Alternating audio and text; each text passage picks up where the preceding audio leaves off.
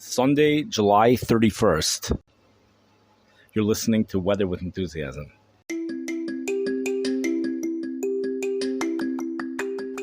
The highlight of today's weather map here in the United States has got to be the high humidity in Phoenix, Arizona.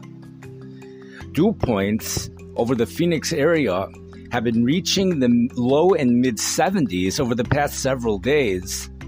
Dew points remain in the humid category throughout the entire day, all 24 hours, not just in Phoenix, not just in the official airport, but even in surrounding locations.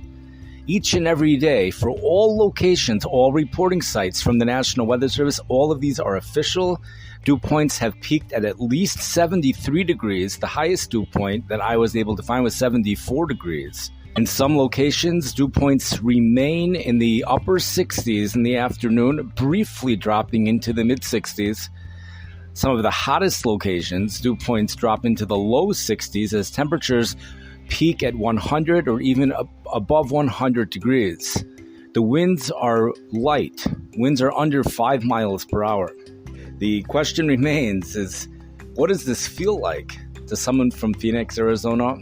I was completely not aware that such high humidity exists in Phoenix, especially on a consistent basis. We have higher humidity in Phoenix than Yuma, Arizona. Big chidushim over here, a tremendous shockaroo. Up until now, the city of greatest interest when it comes to humidity in Arizona was always Yuma, Arizona, where they're close to the Gulf of California. Winds could easily turn off the Gulf of California, bringing tropical humidity to the city, with dew points well into the 70s. In this situation, we have, again, dew points are higher in Phoenix, perhaps the highest in the state, probably due to flash flooding. We have a similar situation taking place in the St. Louis area. Now, the St. Louis area is not experiencing super high dew points, not yet. This upcoming week, however, something similar this week will be happening to what happened last May, where we're going to have high dew points in the state of Missouri, especially close to the Mississippi River. And the only explanation that I've been able to come up with is the flooding, because areas towards the Gulf of Mexico, well, that whole area we're looking at pretty high dew points, but the dew points tend to go up.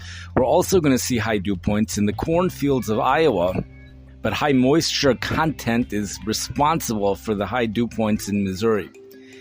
At this time, it doesn't look like anything too extreme is going to be happening, just dew points in the 70s in a year which up until now has been a drought, where dew points ordinarily during times of drought, conditions ordinarily do remain at least slightly humid in the state of Missouri, dew points in the low 60s, but dew points will be in the low to mid 70s. It's going to resemble years where, as if there was no drought.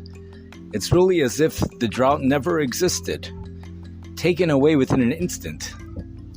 Heat and humidity builds across the Midwest for this week, especially over the state of Iowa. Temperatures might even hit 100 degrees in Iowa on Tuesday. Although temperatures might become slightly cooler days after that, the heat returns after that.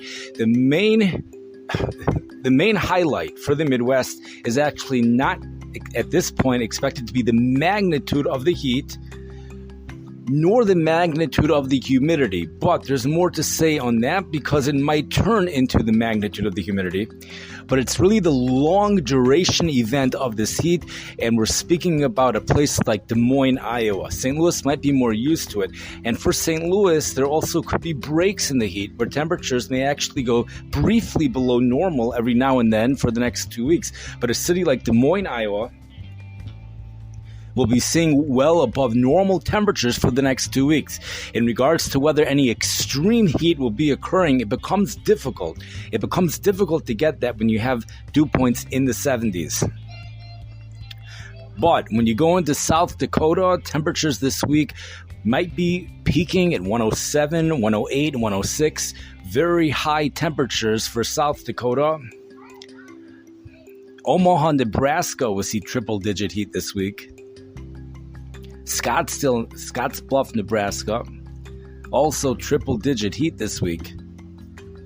Minneapolis, Minnesota might have a one-day super heat wave. Temperatures upper 90s, dew points in the 70s. Many locations, Chicago, Illinois, South Bend, Indiana, on Wednesday and only Wednesday, temperatures soar into the 90s with dew points in the 70s.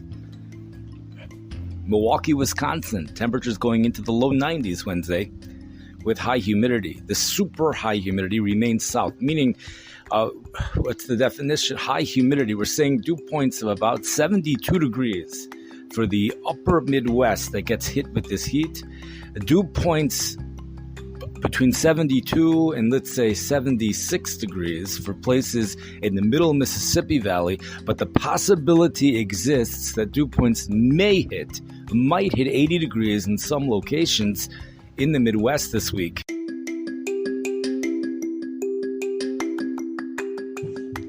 In the Midwest, the source for the humidity is the Gulf of Mexico, but that's the basic source of the humidity. But the very high humidity is likely due to high moisture content within the soil due to recent heavy rains.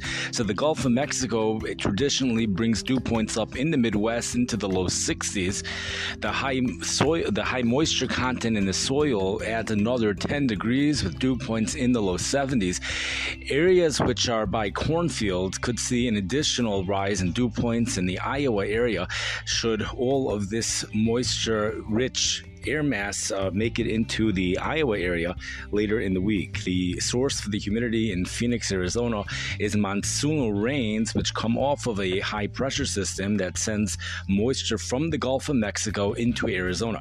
Again, that actually brings dew points only into the 50s, traditionally speaking, during the monsoon season. In recent times, when I've looked into it, the dew point has generally been in the mid and upper 50s for Phoenix. Occasionally does go into the 60s. Perhaps the additional 10 degrees in the Phoenix is also due to the recent rains. Perhaps, but more research is needed on that. The place, however, which is I would assume they're experiencing record humidity would be in Arizona. Sky Harbor International Airport seems to have the lowest humidity within the Phoenix area. Within the area of high humidity, Sky Harbor International Airport, generally dew points have been in the 60s, but between 12:30 a.m. and 4:30 a.m.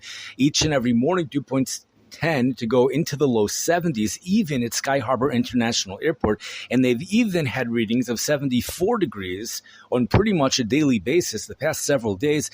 This is stuff that you would find in South Florida. Key West, Florida would have similar humidity. So early in the morning there,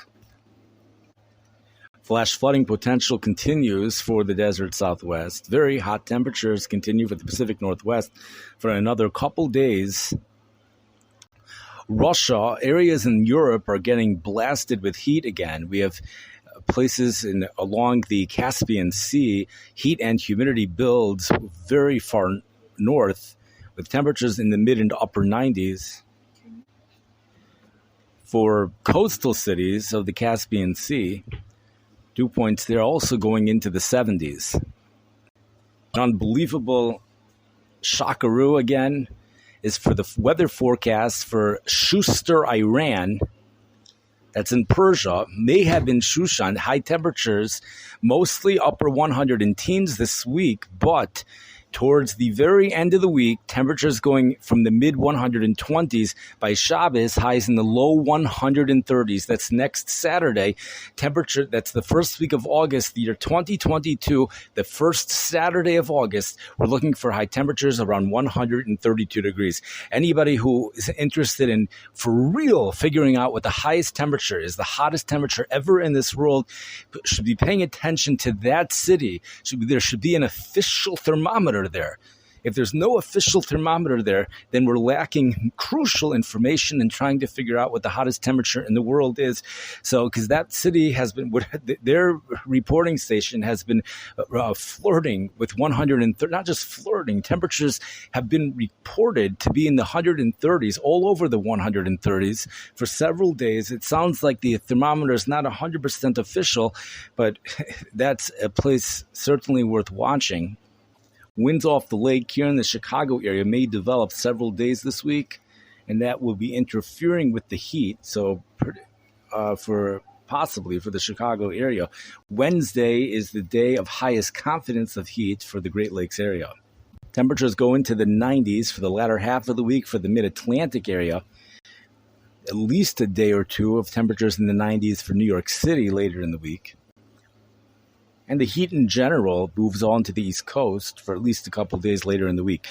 Thank you for listening. I wish everyone a wonderful day. Have a great week.